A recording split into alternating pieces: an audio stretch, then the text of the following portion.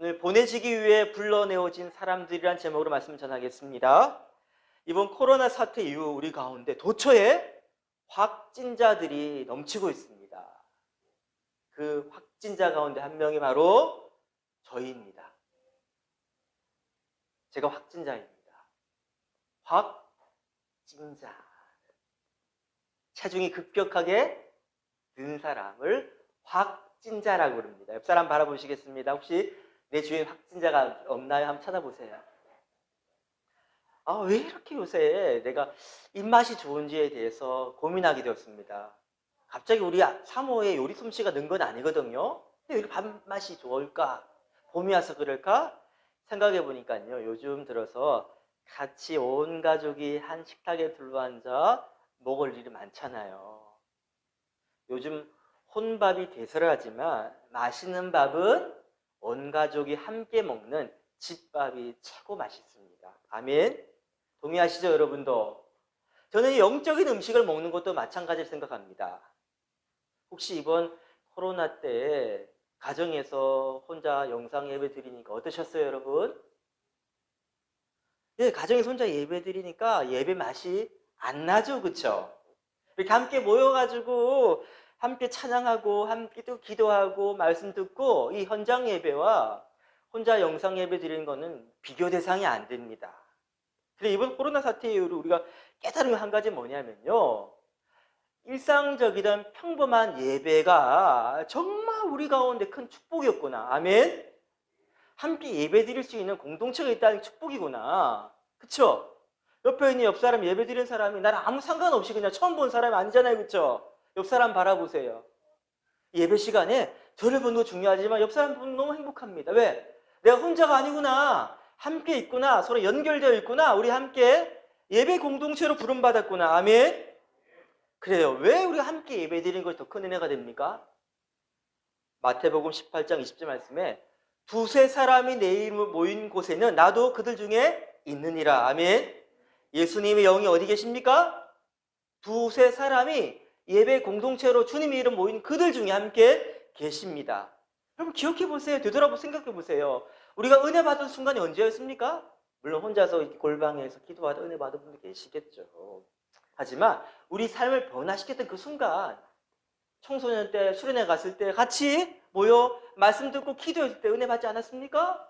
우리가 부흥회 때 그때 함께 뜨겁게 찬양하고요, 목이 쉬어라 기도하며 함께 말씀 들었을 때 그때가 우리 영적 전성기 아니었었나요? 맞아요. 우리가요 영상 예배를 드린다는 것은요 불가피하게 어쩔 수 없이, 전염병이 창궐하니까 그럴 때면 어쩔 수 없이 한시적으로 드리는 것이지, 그 예배는 결단코 공동체적인 이 예배를 대체할 수가 없습니다. 우리는 이 기간을 경험하면서요 우리 가운데 어떤 생각이 들었냐면요, 시편 84편의 이 시인의 고백이 우리 고백이 되었습니다. 제가 읽어드릴게요. 시편 84편 1절부터 2절까지 말씀입니다. 만군의 여호와여, 주의 장막이 어찌 그리 사랑스러운지요. 내 영혼이 여호와의 궁정을 사모하여 생각하며 내 마음과 육체가 살아계신 하나님께 부르짖나이다. 무엇에서 지금 울부짖고 있습니까? 하나님의 궁정을 사모함으로 내 영혼이 생각하고요, 주의 장막에서 함께 믿음의 사람 모여서 예배드리는 이 순간을 그토록 갈망하며 고대하면서 마치 목마른 사슴이 시냇물에 갈급함 같이 그렇게 답답한 간절한 마음으로 헐떡이면서 예배를 사모하는 마음이 우리 가운데 생겼죠. 아멘.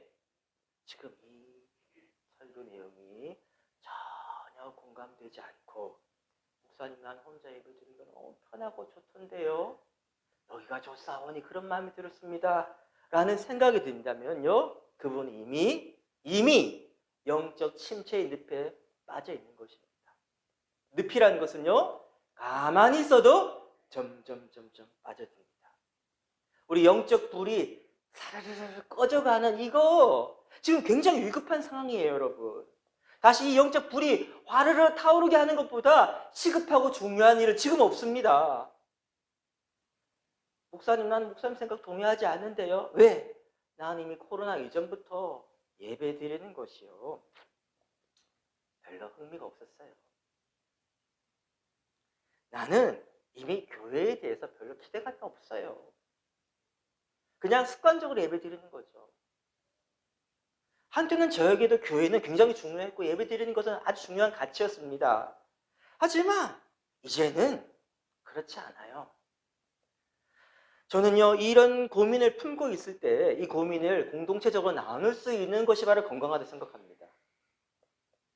저는요, 좋은 공동체라는 것은요, 내가 남들은 어떻게 바라볼까? 내가 직분자인데, 내가 집사인데, 본사인데. 그래서 믿음이 있는 척하며 사는 것이 아니라 솔직하게 내 현재의 상태를 나를 판단할까? 나를 정죄할까? 두려움 없이 그냥 드러낼 수 있고 그렇게 드러냈을 때 있는 모습 그대로 나를 받아줄 수 있는 사람들과 함께 있는 곳, 저는 그곳에 있고 싶어요. 근데 그거 진짜 살아있는 공동체니까. 아멘. 목회자인 저도 교회에 대해 실망할 때가 많습니다.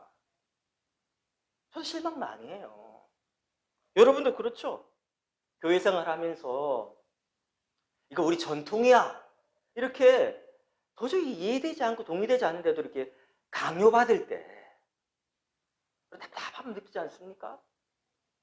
이 세상적인 상식에 바라볼 때 이거는 말도 안 되는 일이에요. 근데 교회에서는 그것이 그냥 너무 태연하게 그냥 자행되고 있는 것을 목격했을 때, 아무도 그에 대해 의문을 달지 않았을 때 실망하고 상처받지 않습니까?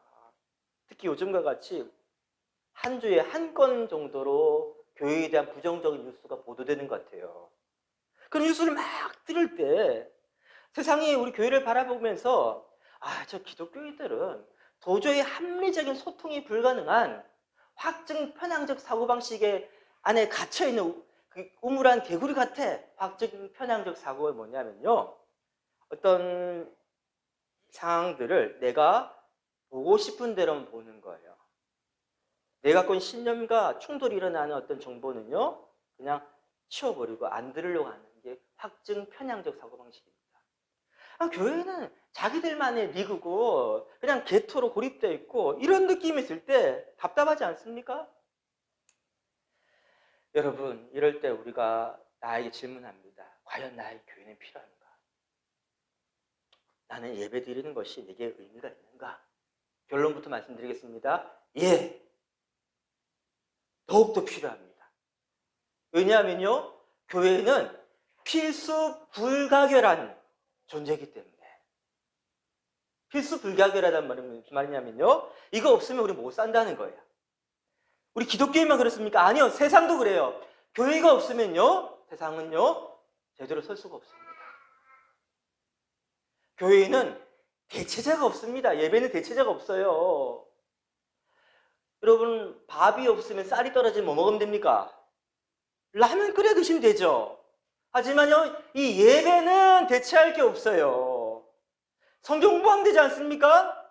큐티하면 되잖아요. 아니에요, 안 돼요, 안 돼요. 예배는요, 대체자가 없어요. 우리는 이 예배 가운데 은혜를 받아야 삽니다. 할렐루야.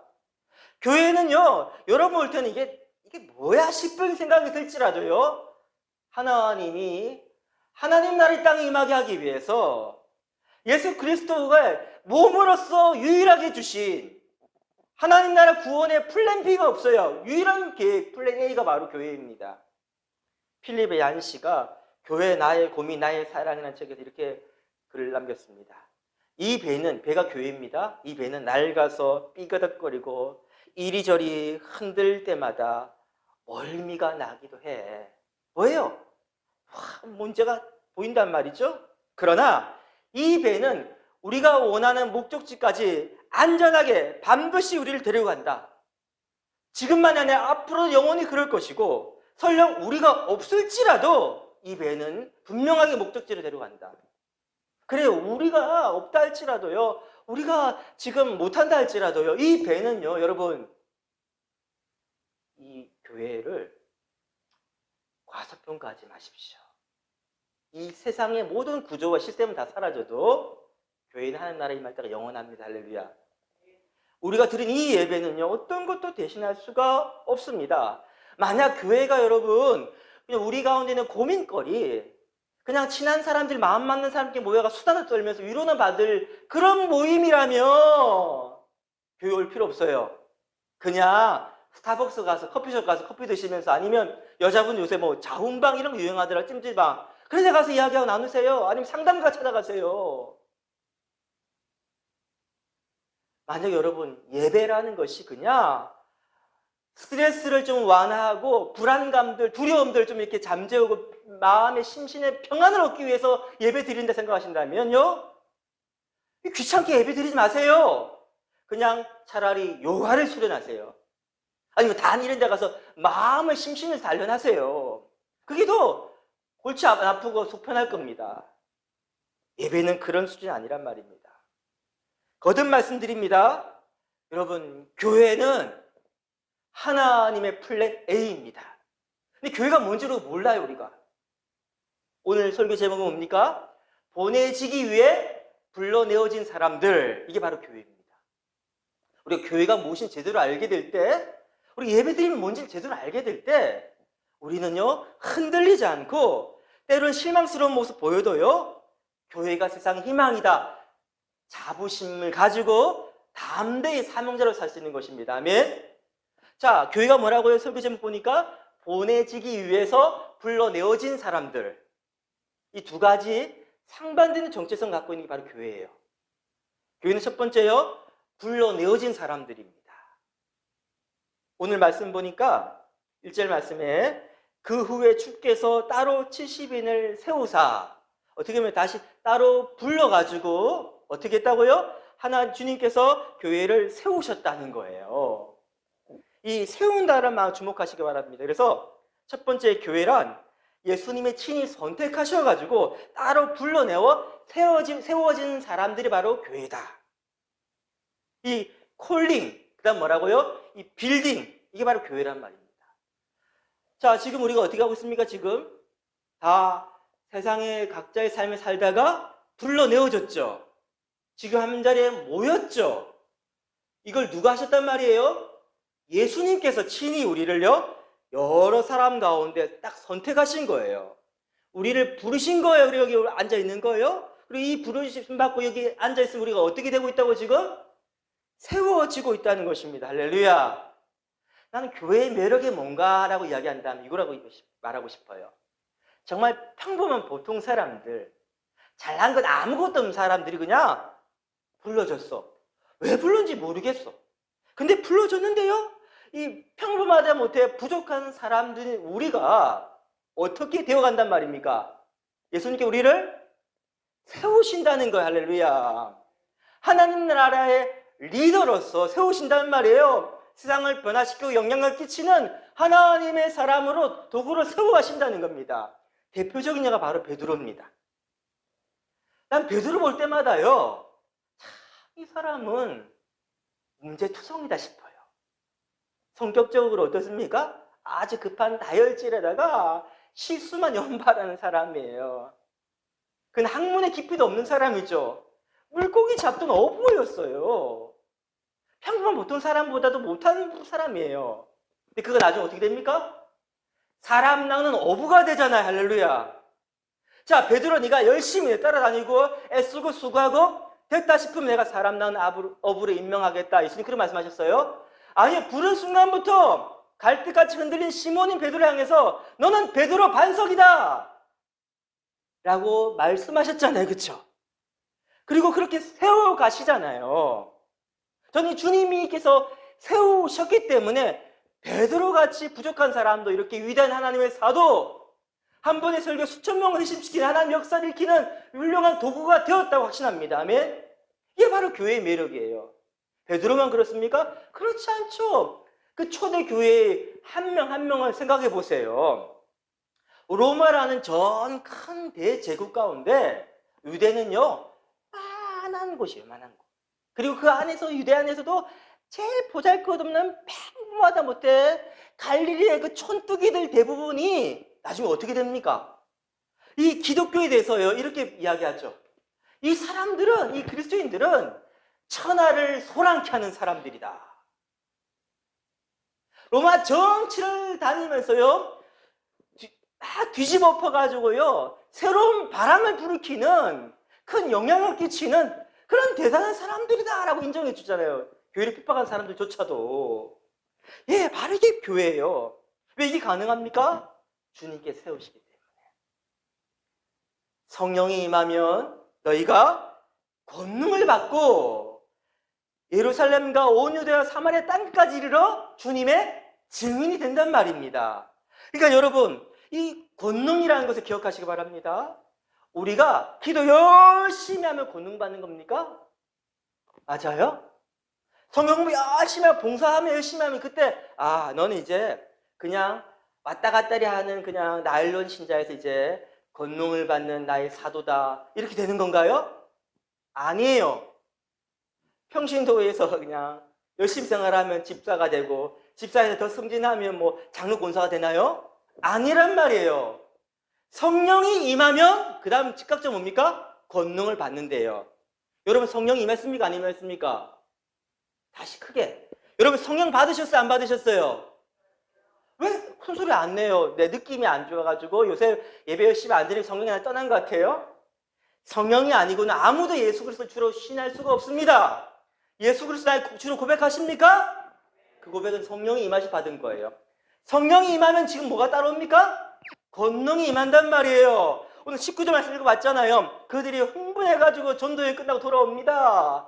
돌아오고 난 다음에 너희들이 내 제자답게 열심히 잘했구나. 그러니까 이제 내가 권능을 주겠어. 그렇게 예수 말씀하시나요? 그렇지 않다는 거예요. 이미 그들은 권능을 받았어요. 할렐루야. 예, 권능이란 건 뭐냐면요. 19절 말씀 보니까 원수의 모든 능력을 제어할 권능이라고 표현합니다. 원수는 바로 마귀죠. 공중곳에 잡은 자 마귀. 마귀를 제어한다는 말은 뭐냐면요. 마귀를 싸워가 비등비등 겨우 이겼다는 말이 아닙니다. 마귀를 제어한다는 말을 따라합시다. 마귀를 무장해제시키는 능력이다. 예, 마귀 모든 걸 다 뺏어가지고 무장해제시켜가지고 포로 만들었단 말입니다. 그게 뭐 권능이에요. 그러면 그 72명 가운데 어떤 사람은 열심히 신앙생활하고 어떤 사람은 그냥 왔다 갔다리 하는 그런 사람이면 차등적으로 나타나나요? 권능이 따로 임하나요? 그게 아니라는 거예요, 여러분. 기도 열심히 해서 받는 보상, 상급이 은사가 아니라는 거예요. 거듭 말씀에 권능은 권세와 능력의 합친 말입니다. 이 권세라는 건 이렇게 이해해야 됩니다, 여러분. 어느 조폭, 무신한 등치 담한 아저씨가 큰 세단을 몰고 막 갑니다. 그런데요, 오토바이 달달달 타고 온 어떤 여경이 하늘에 딱 가더니 그 큰 어떤 차를 딱 멈춰 세웁니다. 왜? 신호 위반했거든요. 그러면 그 조폭이 어떻게 합니까? 여경이 그것도 내 차가 이 고급 세단이 얼마나 빠른데 겨우 그 오토바이 타고는 따라오겠다고 무시하고 갑니까? 무시하고 가나요? 안 가나요? 안 가죠. 어떻게 합니까? 내리자면 벌벌 떱니다. 왜 그래요? 맞짱 뜨면 지기 때문에 그런 겁니까? 그게 아니죠. 그 여경은 교통 질서를 확립시키는 권세를 이미 받았잖아요. 그 정당한 법적 권위를 받았단 말이죠. 그래서 뭡니까? 그 말을 하면 그 권위 앞에 굴복한다는 거예요. 아무리 힘 있는 사람이라 할지라도. 이게 바로 권세예요. 법적인 정당한 힘. 그러면요, 이 능력은 무엇을 의미합니까? 권능에서 능력. 이 능력이라는 단어와 어원이 같은 것이 바로 다이나마이트 하시죠. 같은 어원이에요. 우선 폭발적인 힘입니다. 에너지, 파워. 자, 이게 이미 그들이 받았습니까? 안 받았습니까? 받았어요. 이들이 지금 신앙의 어떤 수준이, 그러니까 뭐랄까, 열심히 뭔가 했기 때문에 받은 게 아니라 이미 성령이 임해 받았다는 거, 할렐루야. 자, 그런데 그럼 여기 또 이상한 게 하나 발견되죠. 그래서 예수님 또 뭐라 말씀하십니까? 추수할 일꾼이 부족하니까 기도에 구하래요. 그리고 두 번째 뭐라 말씀하시냐면 내가 너희를 세상에 보내는 것이 마치 어린 양을 누구한테 보낸다고요? 이때한테 보내는 것 같아. 힘들고 어려운 미션이야 라고 말씀하시죠. 이상하네. 권능 다 받았는데 왜 이러지? 왜 기도하라 그러시지? 이상하네. 자, 여기서 왜 우리가 모여서 예배 드려야 되는지 그 이유가 나옵니다. 큐티 열심히 하신 분들은 요 10장 앞에 9장에 어떤 내용이 나오는지 아시죠? 예수님께서 산에 올라가셔서 기도하고 내려오시는데 산 밑에 있던 제자들한테 어려운 일이 생겼어요. 뭐냐 하면 귀신 들린 아들을 한 아버지가 데려와서 이 귀신을 쫓아내세요. 우리 아들 지금 큰일 났어요. 했을 때 그들이요 귀신을 쫓아내려고 애썼지만 귀신 나갔어요, 안 나갔어요? 안 나갔단 말이에요. 예수님 오셔서 뭐 그들을 책망하십니다. 이 믿음 없는 자들아, 내가 언제까지 너희와 함께 해야 되냐라고 책망하시죠. 뭐 때문에? 믿음 없었기 때문에. 그 다음에요, 이 누가복음 10장에서, 9장에서는 안 나오지만 동일한 말씀이 마태복음과 마가복음 나옵니다. 나중에 제자들이 예수님 따라 찾아갑니다. 예수님은 한 방에 그냥 귀신 쫓아내는데 왜 우리는 안 됩니까? 그때 예수님 뭐라 말씀하시냐면요, 기도 외에는 이런 종류가 나올 수 없다. 마가복음 나오고, 마태복음은요, 믿음이 바로, 믿음 외에는 이런 유가 나올 수가 없다고 말씀하십니다. 합쳐보면 뭐겠어요? 믿음이 없다고 책망하죠? 그럼 기도하는 목적이 뭡니까? 믿음. 동의하십니까? 자, 보세요. 우리는 귀신을 못 쫓아내는 것이 그들의 지금 권능이 없어서 마귀가 안 나가는 생각하는 거예요. 근데 권능이 없는 건 아니라 했죠. 권능은 이미 있어요.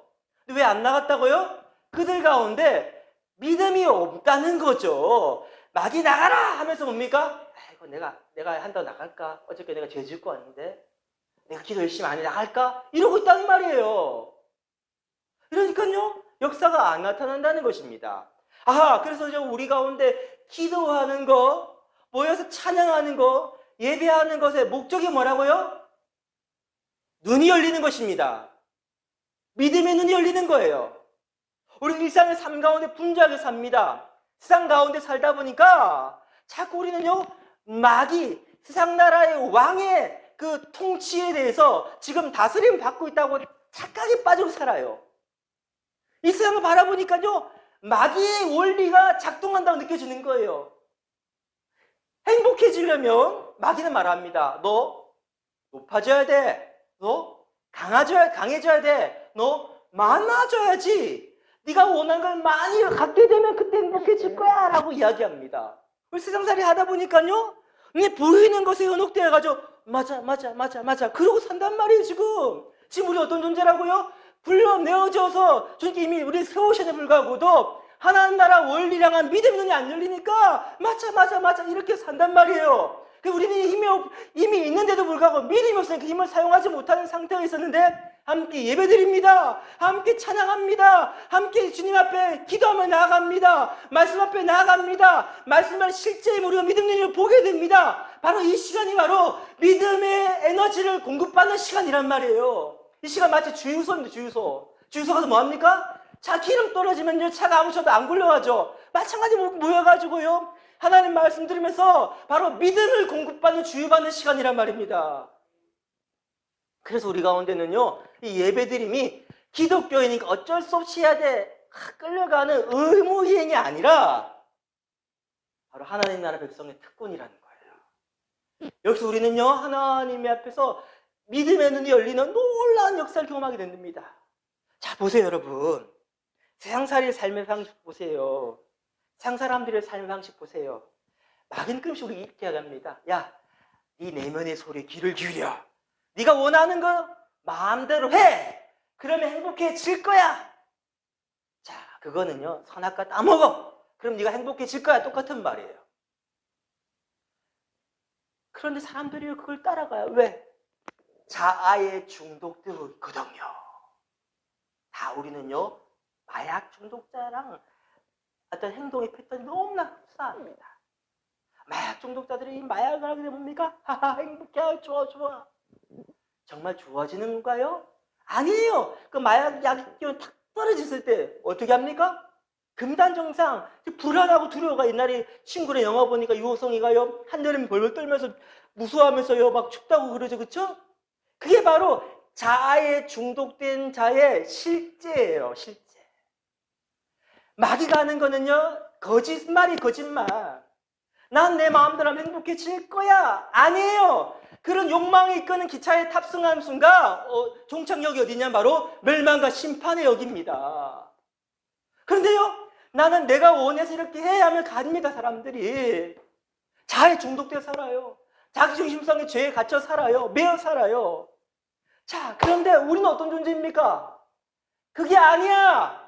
진짜의 진리를 알게 되었죠. 진리가 뭐예요?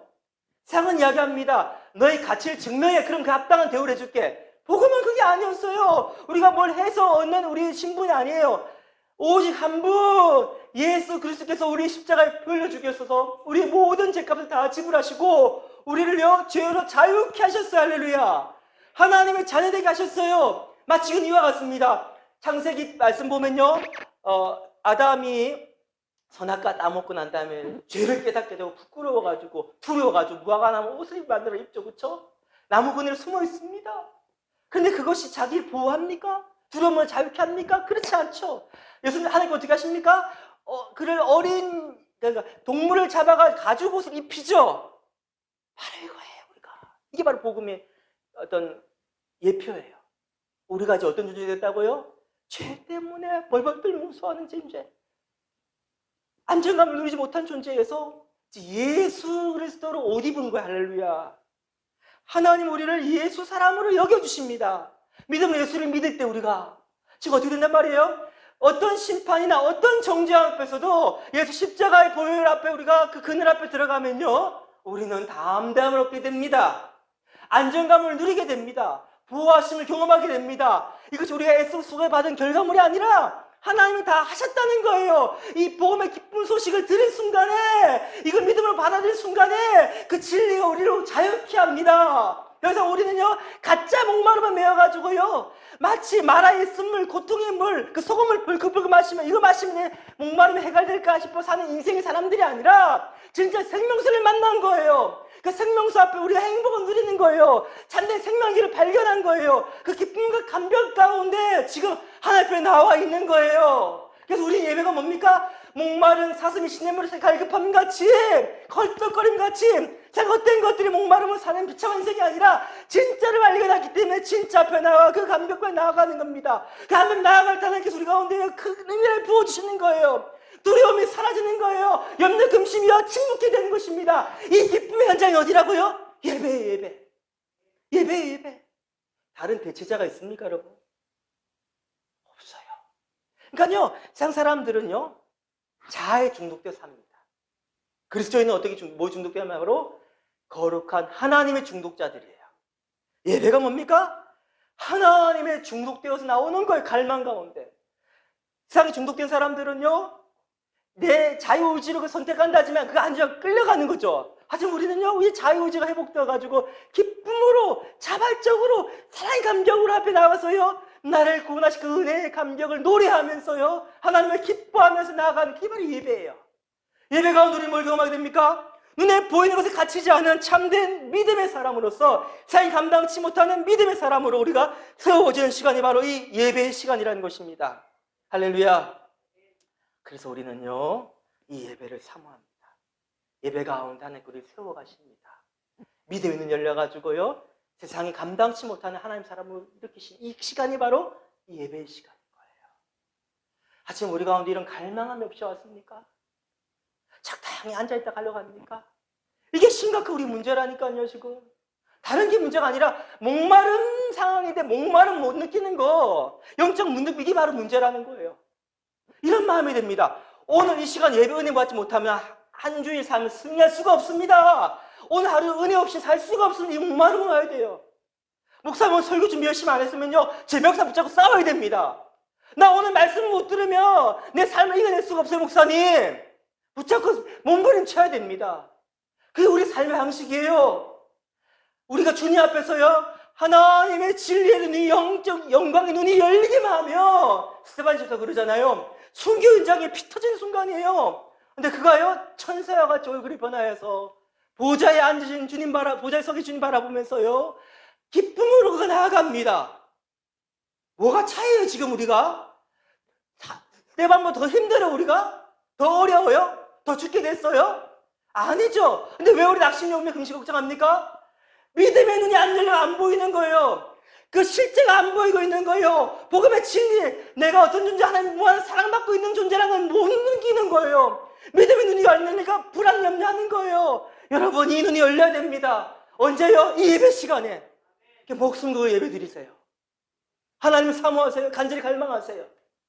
목마른 사슴 시냇물 갈급한 같이 젖드날 검은 모범을 같이 갈망하셔요. 오늘 예배 간절히 갈망을 나갈 때 주님께서 그 예배자를 세우십니다. 할렐루야. 교회는요, 첫 번째 이렇게 불러내어져 가지고 세워지는 그런 존재로 교회가 있습니다. 이 모이는 교회죠. 두 번째 교회의 의미가 있습니다. 한번 따라해 볼까요? 교회란 예수님이 친히 세상으로 보내신 사람들이다. 이 파송된 사람들, 바로 샌딩, 보내진 사람들. 아까 빌딩이라면 샌딩의 두 번째는. 지금 한국 교회 가운데 여러 가지로 우리가 비판을 받고 영향력이 약화되고 있고 교회의 어떤 위상이 추락하고 있는 결정적인 이유가 뭘까 생각해 보면요, 우리 한국 교회는 모이는 교회에는 잘했었어요. 그런데 뭐에 실패했다고요? 흩어지는 교회 쪽에 실패한 거예요.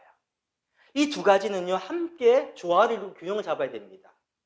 왜? 이거는요, 일종의 순환이거든요, 순환. 자, 보세요.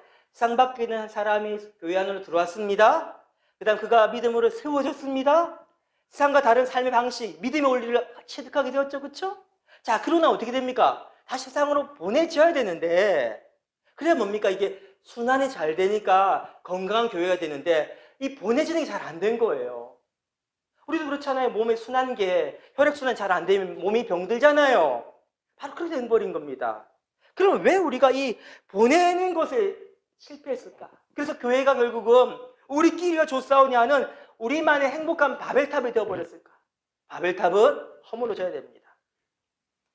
자, 이걸 이해하려면요, 오늘 말씀 누가복음 10장 앞에 있는 9장, 아까 전에 그 예수님께서 산에 올라 기도하시는 그 순간, 그 변화산이라 그러죠? 자, 거기 한번 생각해 봅시다. 예수님께서 변화산 올라가셨어요. 왜? 기도하시려고. 그거 같이 데려갔어요. 제자들 며칠. 근데 그들은 기도했으면 안 했습니까? 안 하고 퍼즐을 찼어. 베드로가 자다가 깼는데 보니까 예수님이 엘리야와 그리고 모세와 함께 이렇게 만나서 이야기하고 있거든요. 그 영광스러운 예수님 변화된 모습 보니까 너무 좋아가지고 이렇게 말하죠. 주님, 여기가 너무 좋으니까 여기 텐트 치고 그냥 장박합시다. 내려가봤자 유대인들이 계속 예수님 보고 뭐라 하고 힘들어 죽겠는데 참 여기 좋으면 여기 있읍시다. 예수님은요, 그 말에 이런 반구 말대꾸도 안 하시고 그냥 무시하고요, 내려가자 이야기하십니다. 예수님 내려가면 뭘 만나게 됩니까? 사람들이 환영하면서 메시하면서 기다리고 있습니까? 아니에요. 예수님이 기다리는 그 길은요, 이제 고난의 쓴 잔을 마셔야 되는 십자가를 기다리고 있단 말이에요. 근데 예수님께 내려가자고 이야기하십니다. 오늘 말씀 보니까 어떻게 하십니까? 예수님께 제자들을 향해서 파송할 때 이렇게 말씀하시죠. 내가 너희를 세상에 보내는 것이 마치 어린 양을 이리떼에 보내는 것 같아. 피 흘림이 있을 거란 말이에요. 희생이 따를 거란 말이에요. 고통이 있을 거란 말이에요. 근데 왜 보내십니까? 또 보내실 때도요, 이렇게 이야기하시죠. 내가 보냄 받았으면 내 제자를 이렇게 살아야 돼요. 어떻게 삽니까? 전대, 돈 주면 사지 마. 행랑, 짐 보따리 들고 다니지 마. 신발도 여벌 신발 신지 마. 이렇게 명령하십니다. 왜 이렇게 시킬까요?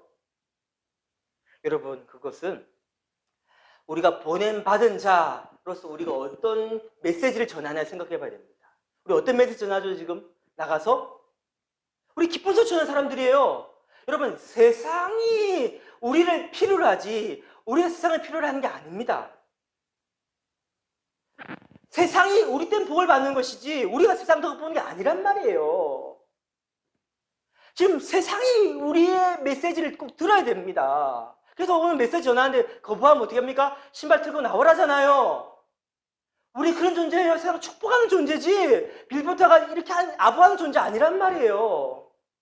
우리가 세상에 맺히는 메시지가 뭐냐면 축복임, 축복. 기쁜 소식입니다. 평화의 소식이에요.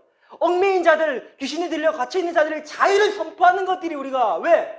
이제 새 시대가 열렸어. 우리 왕이신 예수님이 오셨어. 하나님 나라가 이제 임하였고, 하나님 나라는 이제 인간과 하나님이 관계 갈등이 일어나가지고 우리가 이 고통 가운데 있었는데 이제 하나님과 우리가 화평케 되는 샬롬의 메시지야. 평안을 전하는 거예요. 지금 기쁨을 전하는 거예요. 회복을 전하는 거예요. 매인자 종된 자들이 잘 있게 되는 이 놀라운 판타지한 소식을 전하는 게 바로 우리 사명이에요.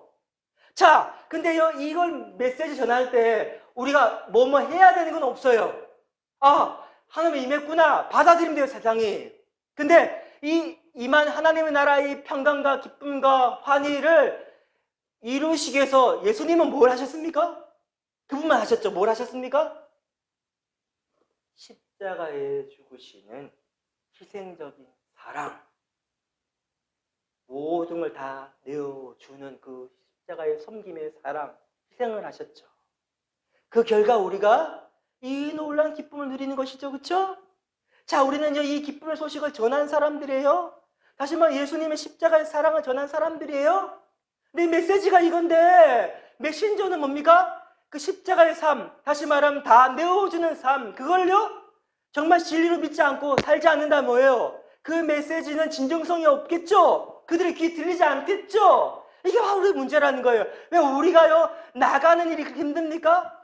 우리가요 보내져가지고 세상에 나가는 거는요 그 의미가 뭔지 우리가 알고 있어요. 그거는 세상에 그냥 나가는 거 예수 믿으세요 외치는 게 아니에요. 주님께 그러신 것처럼 우리 자신을요 다 세상에 내어주는 거예요. 생살이 찢어가지고 내어주는 거예요. 뼈를요 부러뜨려가지고 꺾어서 내어주는 거예요. 그게 우리가 세상에 나가는 거예요. 그렇게 우리가 하지 않는다면 우리가 외치는 메시지는요 그냥 메시지의 내용과 메신저가 일치하지 않기 때문에 세상에 들을 수 없는 메시지가 된단 말입니다. 그 우리가 아니까 우리가 나가기 싫은 거죠. 할렐루야. 그러니까 우리의 문제는 지금 바로 이 부분입니다. 여러분 지금 세상은 이 복음 필요합니다. 대체제가 없어요 지금.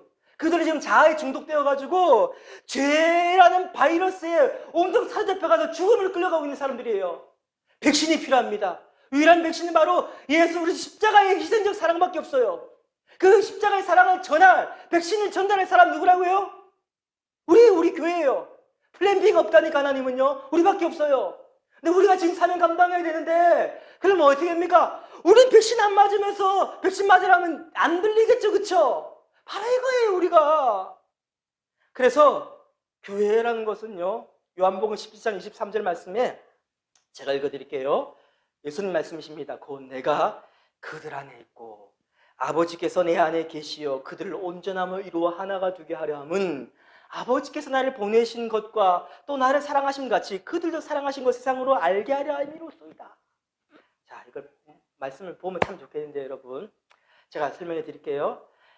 예수님께서 지금 뭐라 말씀하시냐면요 나는 하나님께로부터 세상에 보내진 존재다 라는 이야기 하시는 거예요. 나를 보내신 이유는 뭐냐면 세상을 사랑하셔가지고 그 사랑을 가르치기 합니다. 십자가가 바로 하나님이 세상을 향한 이처럼 사랑의 확증, 증거 아닙니까? 자, 그런데 이 사랑을 이제 전해야 되는데 전하는 방식이 뭡니까? 내가 너희 안에 있어가지고 그들이 바로 교회입니다. 교회로 온전함을 이루어 하나가 되게 하는 거. 교회가 서로 사랑함으로 온전함에 하나가 되게 해서 뭐예요? 그래서 뭡니까? 사랑을 보여주는 거야. 세상에 사랑을 보여주는 게 바로 교회의 역할이야. 그러니까 프란시스코는 이렇게 말했습니다. 하나님의 결정적 변증은 바로 교회다. 서로 사랑하는 걸 보여주는 교회가 바로 하나님 이처럼 사랑한다, 세상 사랑한다는 어떤 가장 확실한 어떤 변증 방법이다. 이거 이야기하고 있는 거지 지금. 그러니까 우리가 서로 사랑함을 통해 세상 가운데 잘 중독되어서 자기 중심성으로 막 사는 그 비참한 삶이 아니라 진짜 행복의 삶이 여기 있어. 그걸 보여줘. 하나님 나라 원리가 여기 있어. 보여주는 거예요. 교회가. 그래서 지금 어떻게 되냐면요. 그 보여주는 창문 역할을 했는데 창문이 시커멓게 때가 차가지고 벽이 되어버렸어. 그 교회와 세상이 분리되었고 그 문턱 때문에 세상 교회로 들어오지 못하고 우리 가운데 거룩과 호기심이 일어나지 않고 이 세상이 바로 이 우리 심각한 문제라는 것이죠. 코로나 이후의 세상은 더욱더 벽의 사회가 됩니다.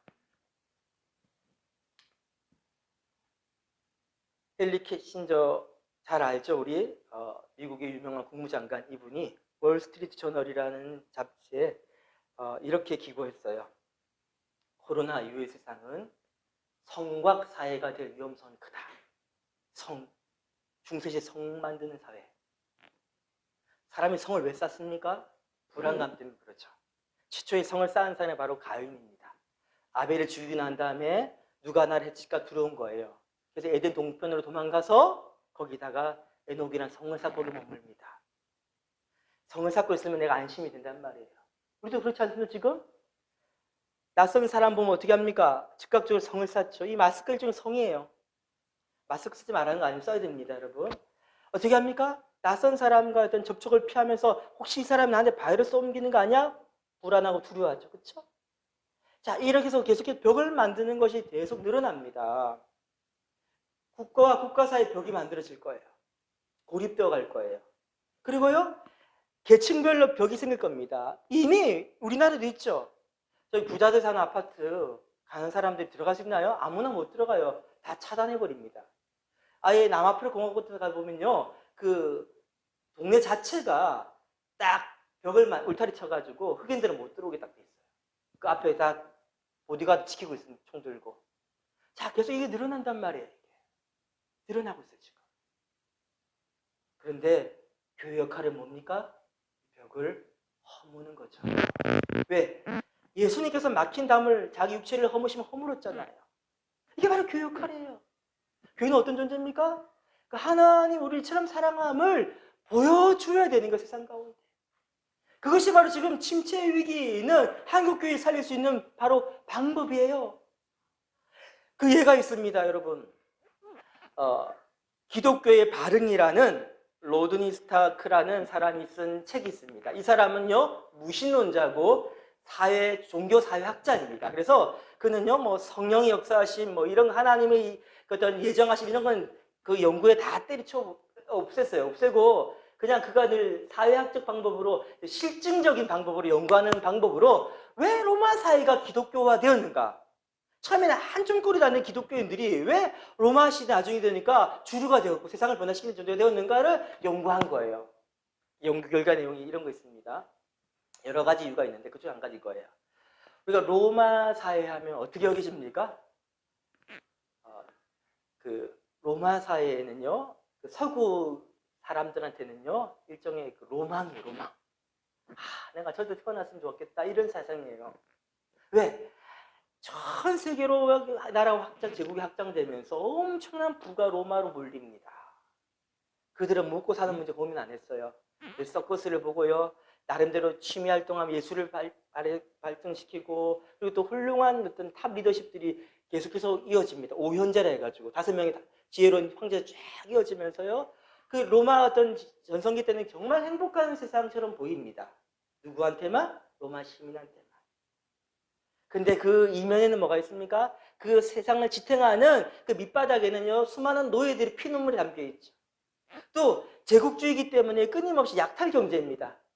힘 있는 어떤 로마가 다른 도시들을 약탈해가지고 그 부를 축적시키고 있었던 거예요. 자, 그런 세상 가운데 어떻게 기독교는 주류가 될 수 있었을까? 그 마르쿠스 아울레스가 오현제 마지막 시대 때 페스트가 이제 로마를 덮치기 시작합니다. 인구의 한 3분의 1이 죽어나갔대요. 그 공포감 때문에 사람들이요, 다 도망가 버리고 도시를 버리고, 그때 도시를 버리고 병든 환자들, 자기 가족 친지를 어떻게 할까요? 치료할 수 없죠. 그냥 방치하고 유기한 채 그냥 떠나버리는 거예요. 자, 그때 누가 그 도시에 남아 있었습니까? 기독교인들 남아 있었겠죠. 그 도시에 남으면서 그들이 뭐 했을까요? 집집마다 방문하면서 환자를 돌봅니다. 죽은 사람들은 장례를 치르고 그다음 환자를 돌봅니다. 그래서 어떤 일이 일어나면 기독교인들이 그렇게 패스트로 인한 사망률이 보통 사람들보다 현저히 낮아져요. 잘 안 죽는단 말이에요. 왜 그럴까요? 우리도 그렇잖아요. 지금 코로나로 인해 죽는 게 아니에요, 사람들이. 코로나 걸려도 회복할 수 있는데 방치해버리면 어떻게 됩니까? 중국처럼. 죽는 거예요. 로마도 그랬어요. 다들 무서워가 방치해버리니까 밥을 못 먹고 영양 결핍으로 죽어나가는 거예요. 조금만 강요해주면 살 수 있는데, 물론 그 가운데서 기독교인들의 희생이 따랐죠.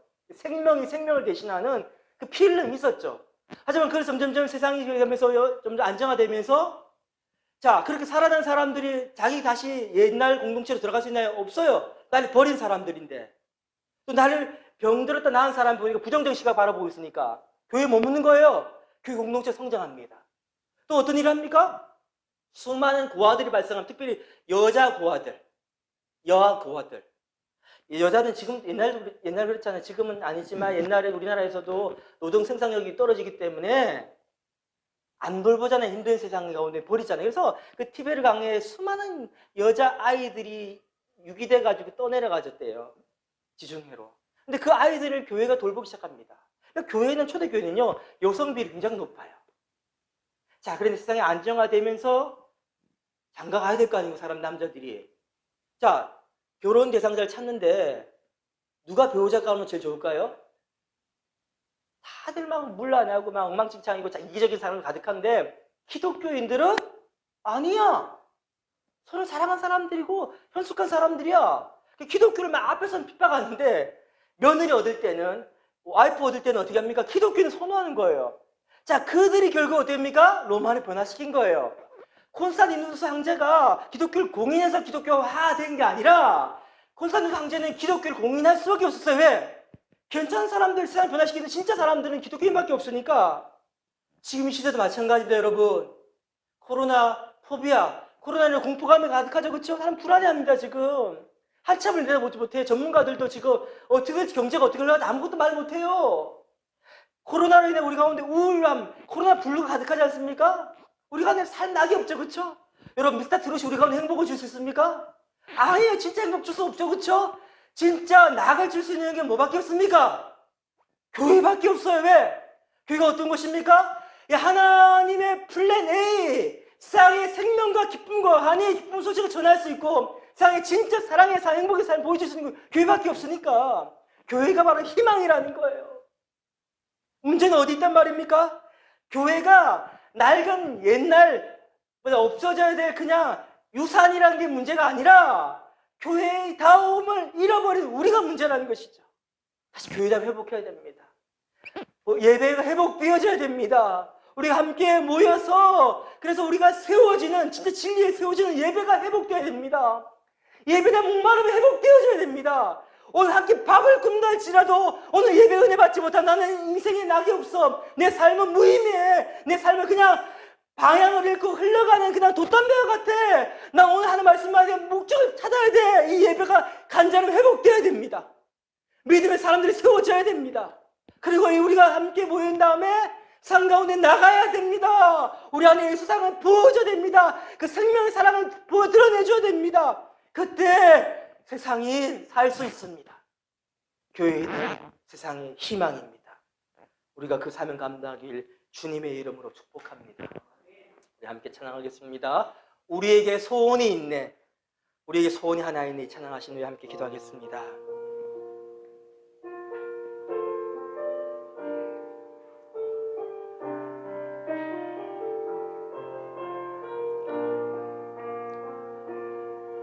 우리에게 소원이 하나 있네. 주님 다시 오실 그날까지 우리 가슴에 새긴 주의 십자가 사랑 나의 교회를 사랑케 하네. 주의 교회를 향한 우리 마음 희생과 눈물과 가난과 고난 하물며조차 우릴 막을 수 없네. 우리 교회는 이 땅의 희망 교회를 교회 되게 예배 되게 우릴 사용하소서. 진정한 부흥의 날 오늘 임하도록 우릴 사용하소서. 성령 안에 예배하리라. 자유의 마음으로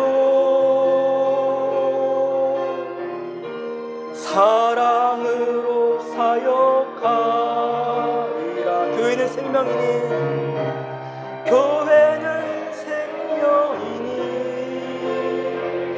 예배 되게 예배 되게 우릴 사용하소서. 진정한 부흥의 날 오늘 임하도록 우릴 사용하소서.